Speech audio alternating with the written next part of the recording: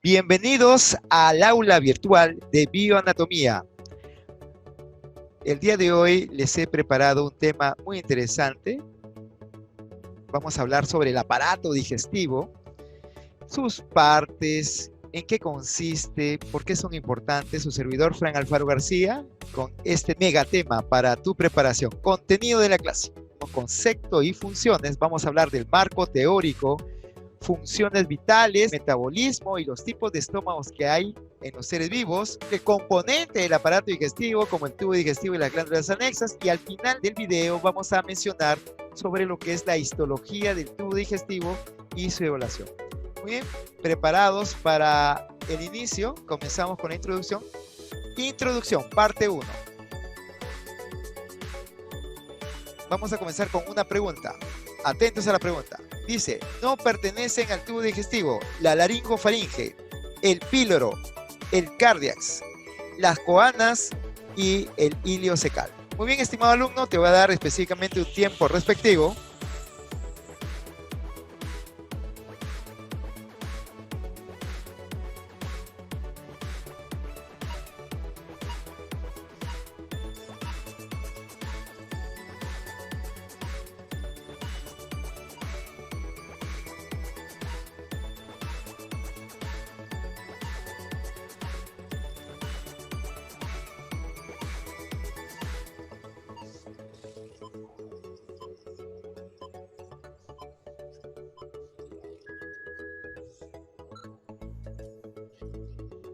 Se les acabó el tiempo, chicos, se les acabó el tiempo. Vamos ahora a ver cuáles son las respuestas correctas, ¿no?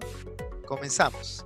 Tenemos la laringofaringe. Los que han marcado laringofaringe, pues lamentablemente sí es parte del tubo digestivo, es una parte de la faringe, específicamente la tercera porción de la faringe se denomina laringofaringe porque limita con la laringe respectivamente.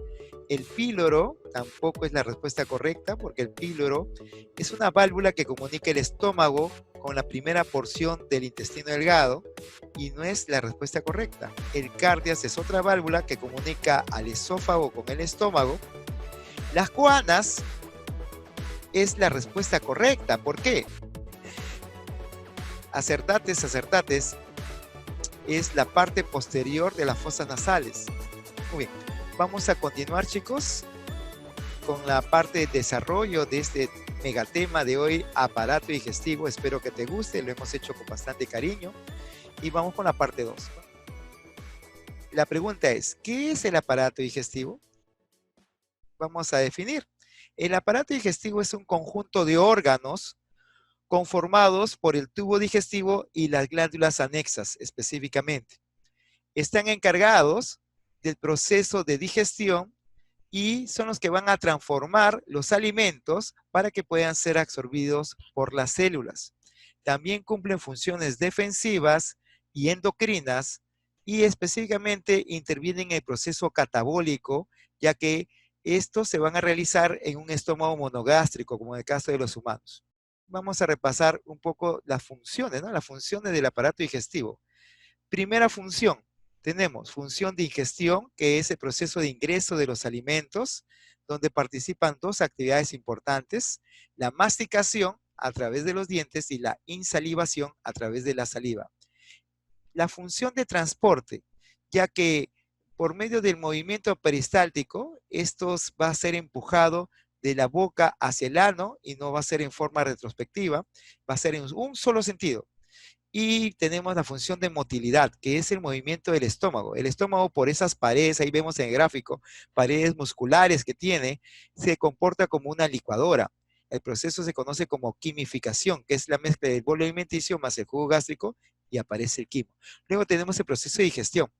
Es la transformación de alimentos a nutrientes, ¿no? En sí ese es el objetivo base de función del aparato digestivo, transformar algo macromolecular a algo molecular, que esto pueda pasar al torrente sanguíneo y directo a las células.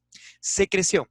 El vertimiento de jugos digestivos va en varios niveles del tubo digestivo. Desde lo que es la boca, con las glándulas salivales, tenemos el hígado con el jugo biliar, el jugo hepático, y luego tenemos el páncreas con el jugo pancreático respectivamente. E inclusive el intestino delgado elabora su jugo intestinal. Absorción. la absorción de nutrientes a través de las vellosidades absorbentes y la excreción, el intestino grueso, al proceso de defecación. Muy bien, una vez que hemos recordado específicamente las funciones, vamos un ratito con el marco teórico. Atentos. Es importante recordar que entre las características que diferencian los seres vivos de los no vivos, estos están sujetos a tres aspectos centrales. A esos aspectos se les conoce con el nombre de funciones vitales. Y las funciones vitales son tres: nutrición, relación y reproducción. No te olvides porque esa es pregunta de examen. Entonces, ¿dónde tú crees que se relaciona el tubo digestivo o el aparato digestivo? Correcto, en la función de nutrición. Ahí vamos a ver que se divide en dos.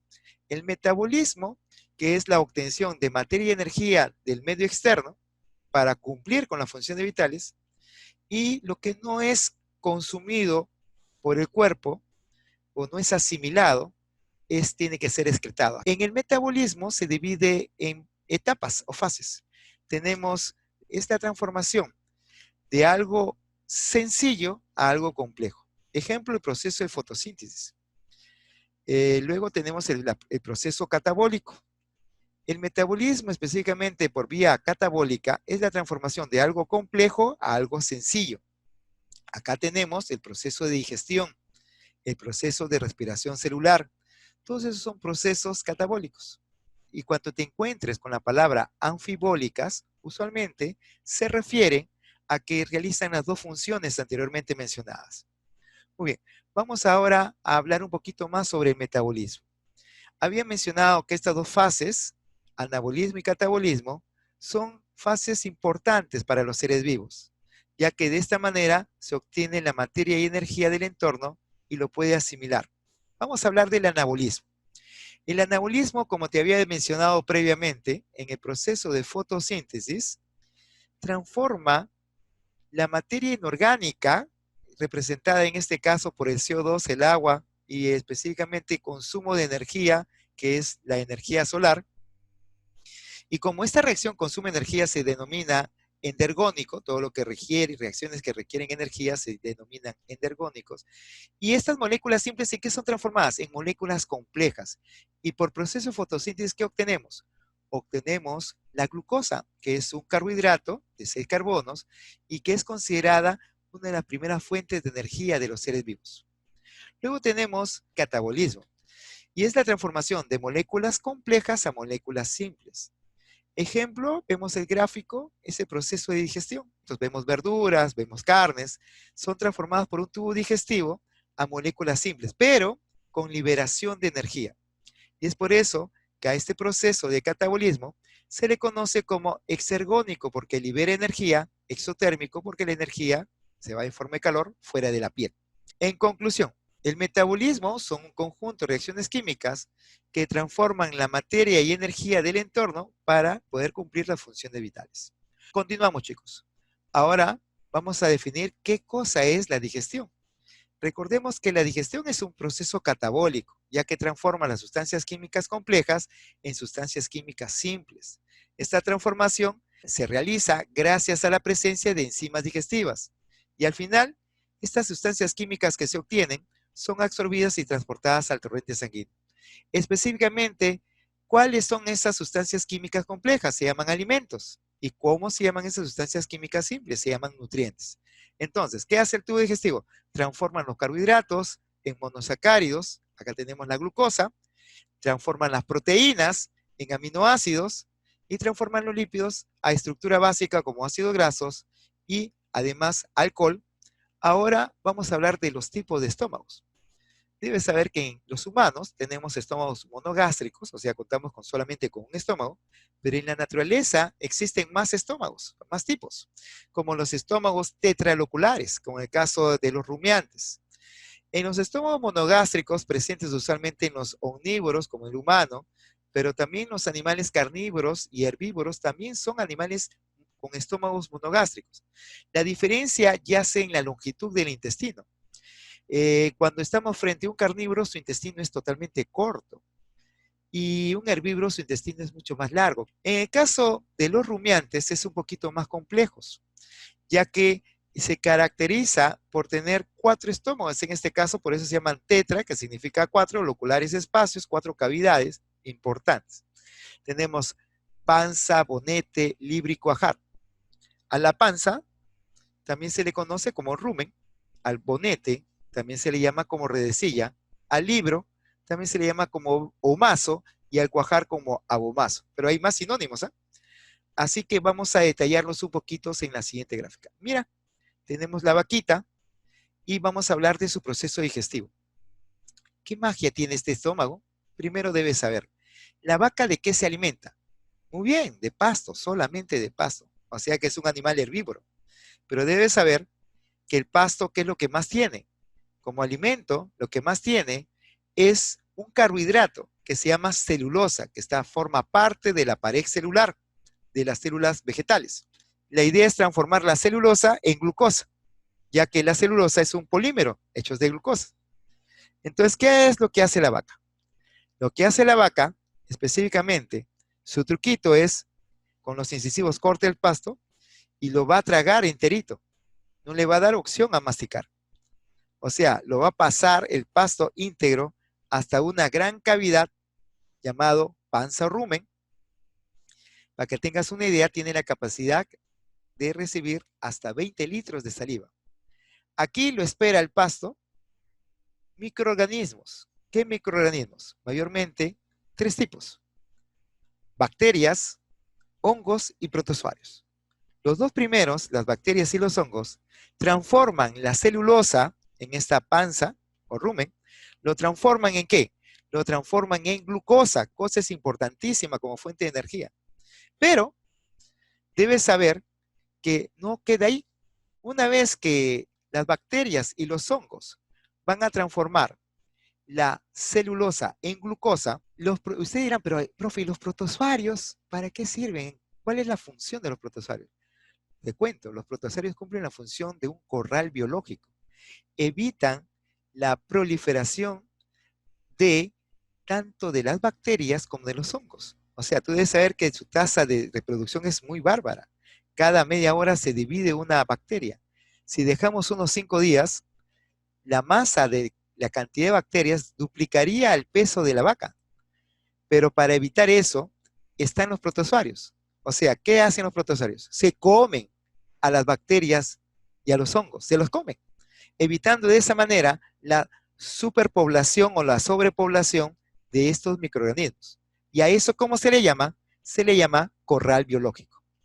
Inmediatamente, una vez que se realiza este pequeño proceso de degradación, de transformación de celulosa a glucosa, luego es dirigido este pasto remojado a un segundo estómago. Observa por favor las flechitas.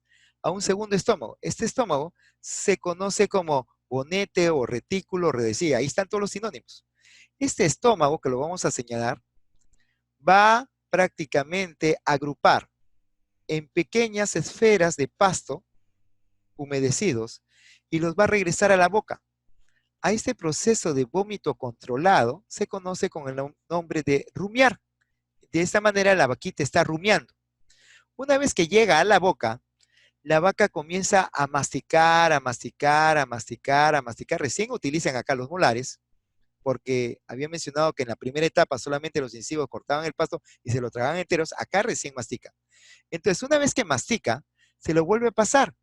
Y esta vez pasa al tercer estómago. Se conoce como libro o librillo o mazo, cuya función principal de este libro, este estómago llamado libro, es absorber el agua que hay en los alimentos. Que quede claro que esta es la parte del estómago que le falta a los camellos y a las vicuñas. ¿Será porque requieren ese agua posteriormente por el intestino? Puede ser, ¿no? Para poderlo almacenar. Bueno, continuamos. Luego va a pasar al cuarto estómago, que es el estómago propiamente dicho de la vaca. Se llama cuajar o abomazo. He aquí donde tiene tanto como cualquier otro mamífero, tiene enzima digestiva donde va a degradar las grasas, va a degradar, ¿por qué no?, algunas proteínas vegetales. Entonces, todo el trabajo para lo que es la degradación de carbohidratos ya está dado en los estómagos anteriores. Luego continúa el tubo digestivo Y de esta manera te he explicado el proceso de gestión de los rumiantes. Vamos a continuar, chicos, con la clase. Vamos con la siguiente parte de la clase y vamos a hablar de los componentes del aparato digestivo. ¿Cuáles son estos componentes? Es la suma matemática del tubo digestivo más glándulas anexas. Entonces, una vez vino la pregunta, ¿qué diferencia entre el tubo digestivo y el aparato digestivo? La respuesta era que el tubo digestivo forma parte del aparato digestivo. Ahora la pregunta sería, ¿y quiénes forman el tubo digestivo? Bueno, vamos a ver que son 6 integrantes. La boca, la faringe, el esófago, el estómago, el intestino delgado y el intestino grueso. Pero también las glándulas anexas presentan acá una participación en el aparato digestivo. Tenemos las glándulas salivales, el hígado, ahí aparece el hígado, el páncreas, son las glándulas anexas. En el siguiente gráfico voy a graficar ítem por ítem, ¿no? Ahí vamos a ver, vamos a poner, utilizar flechitas, ahí está, mira, la boca. ¿Y qué encontramos? La lengua y los dientes. La faringe, a manera de un embudo que comunica la boca con el esófago. El esófago comunica la faringe con el estómago, y el estómago, que tiene una puertita de entrada llamada cardias, es su válvula, y una puertita de salida llamada píloro, los dos son válvulas y que van a evitar que el contenido digestivo en el estómago se regrese al esófago. Y acá sucede un fenómeno interesante. Es la transformación del bolo alimenticio por acción del jugo gástrico, se transforma en quimo y al proceso se le conoce como proceso de quimificación. Luego tenemos a nivel del intestino delgado que comienza con el píloro, que es la válvula que comunica el estómago en la primera porción del intestino delgado llamado duodeno. Luego continúa la siguiente porción llamado yeyuno de color verde y luego el ilion de color amarillo. Luego una comunicación, ahí dice B punto, es una válvula iliocecal que es específicamente la comunicación entre el intestino delgado y el intestino grueso. En el intestino grueso se divide en 3 porciones, el ciego, el colon y el recto. Hay 2 entidades anatómicas a recalcar. Uno, una colita que vemos ahí en forma de una colita, el apéndice vermiforme, y la otra, la estructura del ano, ¿no? Que es en sí la puerta de salida del tubo digestivo al medio externo. En las glándulas anexas señalamos a las parótidas, submaxilares y sublinguales, y cada una poseemos 2 glándulas. Entonces, en total, si a ti te preguntan cuántas glándulas salivales presentas, en sí serían 6 macroglándulas. Ojo que hay glándulas pequeñas. Continuamos. El hígado, que tenemos su vesícula biliar, específicamente que elabora la bilis, y el jugo hepático. Y el páncreas, que elabora su jugo pancreático. En forma general, esto es lo que compone al aparato digestivo. Continuamos. Recordemos que la extensión desde la boca hasta el ano, el tubo digestivo mide aproximadamente 11 metros de longitud.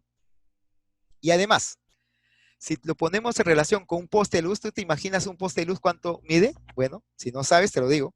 Mide aproximadamente 8 metros de longitud. Entonces, si el tubo digestivo tiene 11 metros de longitud, entonces vemos que es muy extenso, ¿no? Y todo está dentro de nuestro organismo. Vamos a hablar parte por parte. La boca. En la boca, aquí es donde empieza propiamente dicha la digestión. Los dientes trituran los alimentos y las secreciones de las glándulas salivales los humedecen e inician su proceso de descomposición. Tú debes saber que acá hay una enzima en la saliva llamada tialina que va a degradar los almidones. Luego vamos a hablar de la faringe.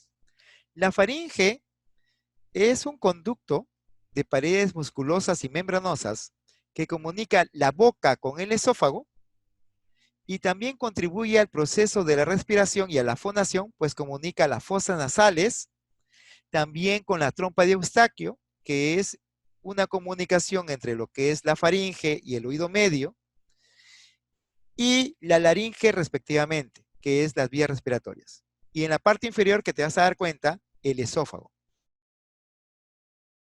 El esófago de llevar el bolo alimenticio, el cual cruza la faringe y sigue por el esófago y llega al estómago respectivamente. A partir de acá, se realizan los movimientos peristálticos a nivel de todo el tubo digestivo y solamente va en un solo sentido, de la boca al ano. el estómago. El estómago es un órgano ubicado en el lado izquierdo, en la parte superior del abdomen, específicamente se denomina hipocondrio izquierdo, y varía de forma según el estado de represión, o sea, la cantidad de alimento que presente en ese momento. Cuando está el estómago lleno, habitualmente tiene la forma de una J y mide aproximadamente de 25 por 30 centímetros, del cardias al píloro. ¿Dónde queda el cardias? Ahí está el cardias. ¿Dónde queda el píloro? Ahí está el píloro. Recordemos que las dos son válvulas. La válvula que comunica el esófago con el estómago, cardias, muy bien. ¿Y por qué se le llamó cardias? Porque está muy cerca del corazón, si te vas a percatar. Luego tenemos que el píloro es el que comunica el estómago con el intestino delgado. Y vamos a ver que aproximadamente la capacidad varía, ¿no? Algunas literaturas hablan de 1,5 litros, otras literaturas hablan de hasta 4 litros. Continuamos. Partes del estómago. Consta de varias partes. El fondo, o llamado fornis, que es la parte superior o también considerada como cámara de gases. Luego tenemos el cuerpo, que es la parte media, visualmente cilíndrica, y luego la última parte se conoce como la porción pilórica. Luego vamos a observar que esta porción pilórica se va a subdividir. Tenemos que todo esto que es la porción pilórica va a subdividirse en dos. La de color verde, llamada antropilórica, y la color rojita, conocida como canal pilórico. Muy bien, vamos a ver más detalles del aparato digestivo, específicamente del estómago. Vamos a hablar de la incisura del cardias. ¿Cuáles son los ángulos presentes en el estómago? La incisura del cardias y la incisura angular. Curvatura, conocida como la curvatura mayor, es cóncava, y la curvatura menor es convexa. Luego tenemos el intestino delgado. Este intestino delgado se divide en 3 porciones. La primera porción, conocida como duodeno, se llama así porque específicamente son duode, es duodécimo, 12, ¿no es cierto? Deno, dedo. Son 12 dedos transversos aproximadamente. Es la única porción del tubo digestivo que está fija en la parte retroperitoneal. Comenzamos con esta porción, el yeyuno. He aquí donde comienzan las vellosidades absorbentes. En el duodeno no existen vellosidades absorbentes. Ahí esa nota de aclaración. El compañero del yeyuno, el ilion. Algunos autores hablan de yeyuno-ilion.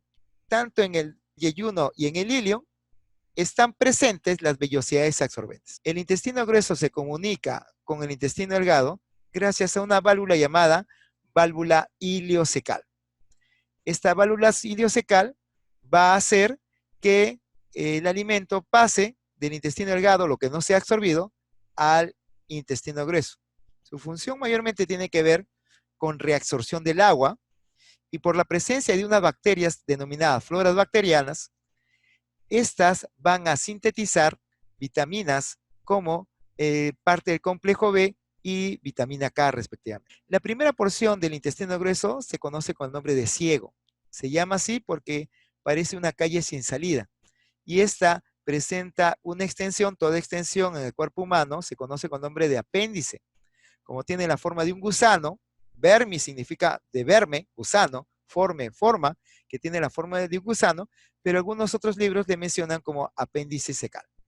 En el intestino grueso vamos a continuar con la siguiente porción, el colon. El colon se divide en varias regiones. Tenemos el colon ascendente, luego tenemos el colon transverso. Si te vas a dar cuenta, hay una curvatura ahí. En esa curvatura, como está cerca al hígado, se le conoce como ángulo hepático. Y en el otro se le conoce como ángulo esplénico, porque está cerca al páncreas y al vaso. Luego de este colon continúa el colon descendente. Luego continúa el colon sigmoideo. Y en la última porción se conoce como el recto.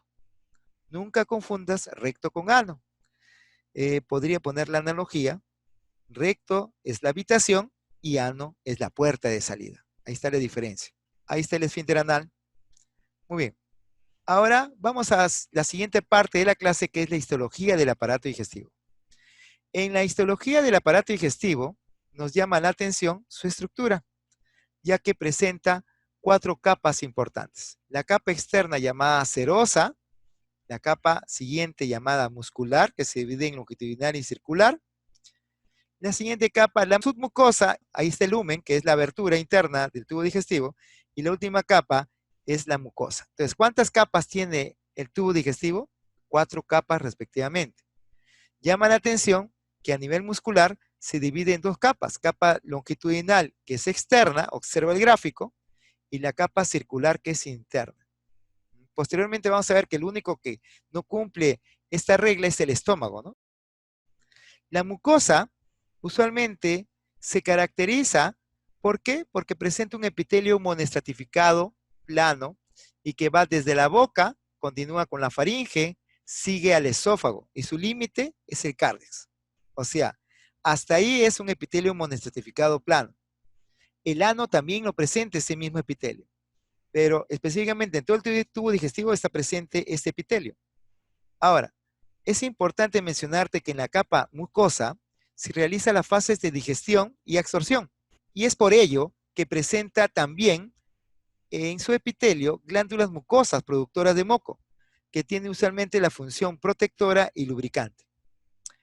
Aquellos alumnos que no me han entendido qué significa lo que está en moradito, el epitelio monoestratificado plano, significa que es un epitelio que consta con una lámina basal que está de color verde, y las células están unas encima de otras. Y usualmente no hay la presencia de una capa de queratina, a eso se llama sin capa córnea. Usualmente, ¿qué función cumple estos epitelios? Función de protección, función de secreción de superficies húmedas, y también están preparados para la función de desgaste. El acto de comer provoca fricción, y este proceso de fricción hace que se desgaste las células. Este epitelio está específicamente tan desarrollado, sus células paran en mitosis, entonces se reemplaza fácilmente. Y es por eso que es un epitelio óptimo para el proceso de fricción. Entonces, recordemos que estos epitelios están en diferentes partes del cuerpo. Va, como había mencionado, desde la boca hasta el cárdex, también el conducto anal, e inclusive la vagina y las cuerdas vocales presentan este tipo de epitelio llamado epitelio polistratificado plano, no queratinizado o sin capa córnea. A la siguiente capa, la submucosa. Esta capa submucosa usualmente presenta gran cantidad de vasos sanguíneos. Y además hay un plexo llamado el plexo submucoso de Meissner. Este plexo es de carácter nervioso, vegetativo. Es el primer nivel de regulación digestiva. Ahí está.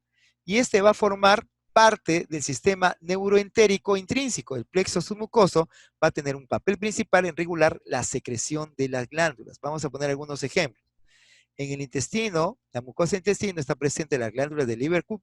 Mira cómo son las glándulas gástricas que van a producir lo que es el ácido clorhídrico y que va a formar el jugo gástrico específicamente, que es la capa muscular. Lo cual ya te había mencionado que se divide en 2, la capa longitudinal, que es externa, y la capa circular, que es interna respectivamente. Y es de músculo liso mayormente, excepto el esófago, donde hay un músculo estriado y es voluntario. Esta capa tiene a su cargo los movimientos peristálticos que desplazan el contenido de la luz a lo largo del tubo digestivo. Entre sus 2 capas se encuentran otro componente del sistema nervioso entérico, que es el plexo mientérico de Auerbach, usualmente que regula la actividad de la capa. ¿Sabías que la túnica muscular gástrica puede ser considerado como un músculo gástrico porque gracias a sus contracciones, el bolo alimenticio se mezcla con los jugos gástricos y se desplaza hacia el píloro con movimientos peristálticos? A ver, recordemos la anatomía del estómago. Tenemos el esófago, ingresa el bolo alimenticio por el esófago, entra el estómago, en el estómago se divide en varias regiones, tenemos el fundus, el cuerpo y el antro pilórico, y luego posteriormente se va por el píloro y pasa al duodeno. El tubo digestivo presenta 2 capas musculares, pero acá el estómago presenta 3 capas musculares. Una longitudinal, que es externa, toma nota, una circular, que es media, y una oblicua, que es interna. Entonces, ¿cuántas capas tiene? 3 capas. Es la única parte del tubo digestivo que presenta 3 capas de músculo liso. Toda parte del tubo digestivo presenta solamente 2 capas de músculo liso. Y vamos a darte la super yapa. Acuérdate, como dato académico, ¿Qué tejido presenta el estómago? Tiene un epitelio monoestratificado, cilíndrico, no modificado. El intestino delgado tiene un epitelio monoestratificado, cilíndrico, modificado con microvellosidades apicales. ¿Lo apuntaste? Muy bien. Continuamos.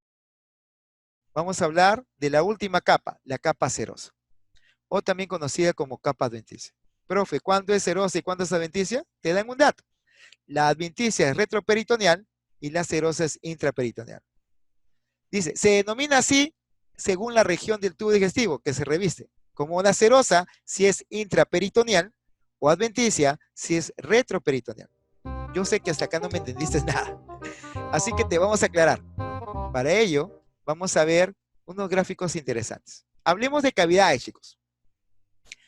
Vemos que el cuerpo humano presenta una diversa cantidad de cavidades. Cavidad craneal, cavidad torácica, cavidad abdominal, cavidad abdominopélvica y la cavidad pélvica. Entre la combinación de los dos aparece la cavidad abdominopélvica.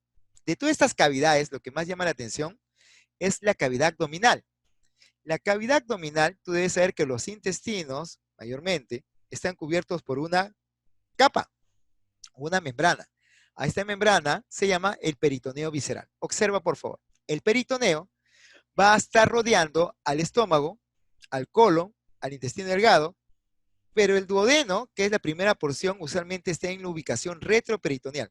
Hemos definido qué cosa es intraperitoneal, que está dentro del peritoneo, o retroperitoneal, que está fuera del peritoneo.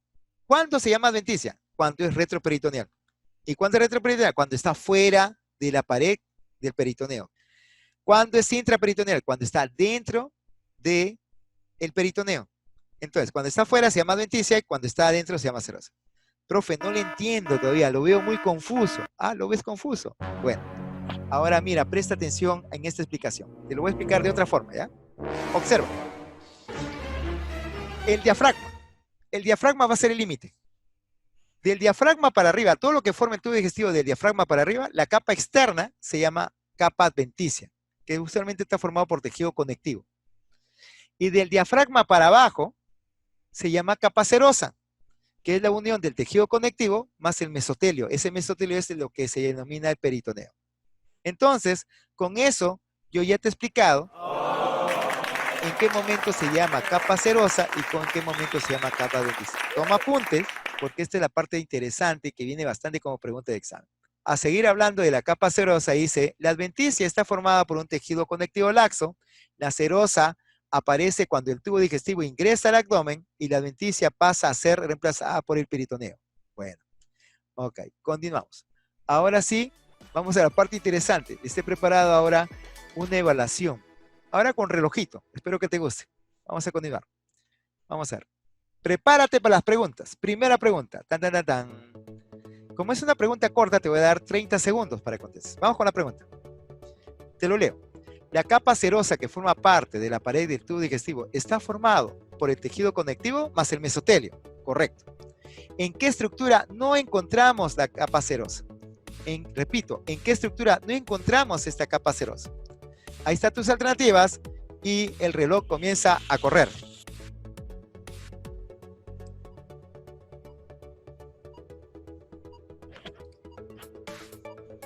Escoge tu respuesta correcta.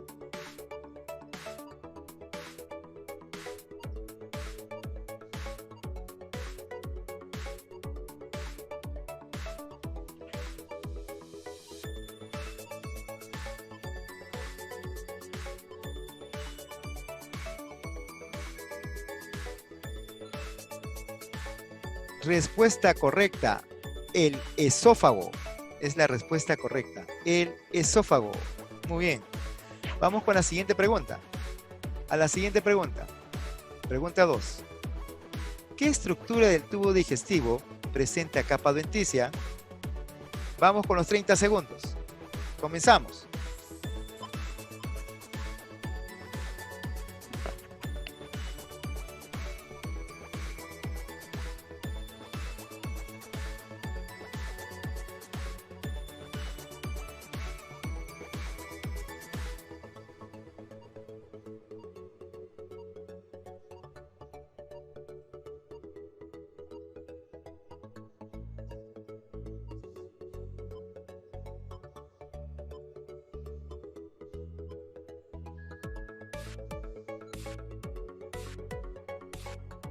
La respuesta correcta es el esófago nuevamente. Muy bien, muchachos. Continuamos con más preguntitas de nuestra clase.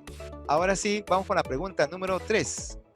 Dice la pregunta: la proposición cierta de la estructura histológica del tubo digestivo humano es... Cuando a ti te dicen la proposición cierta, en otras palabras, ¿cuál es correcto? ¿Cuál es verdadero? Tienes que leer alternativa por alternativa. Como es una pregunta larga, te voy a dar 60 segundos. Y corre tiempo. Comenzamos.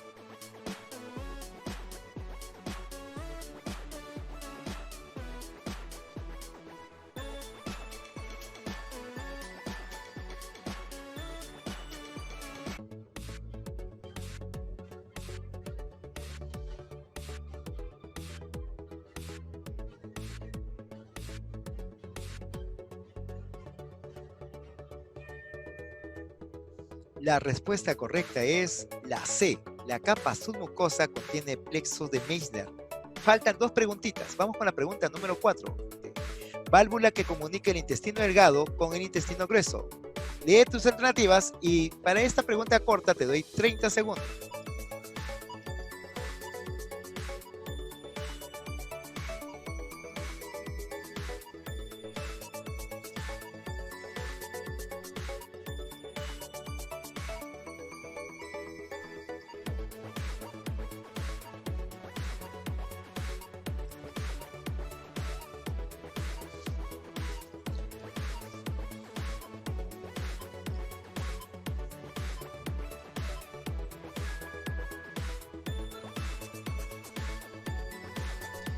Respuesta correcta, el ileocecal. Vamos con la última pregunta de la clase. La pregunta 5. El plexo mientérico de Auerbach se encuentra ubicado en la capa, puntos suspensivos, del tubo digestivo. Para esta preguntita te dejo 30 segundos. Comienza.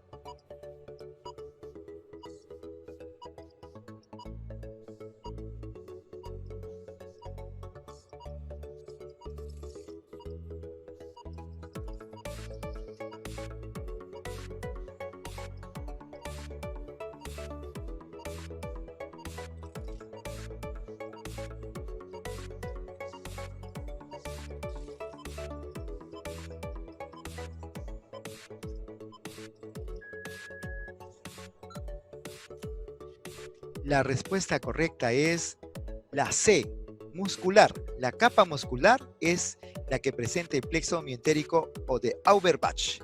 Muy bien, chicos, eso es todo por hoy.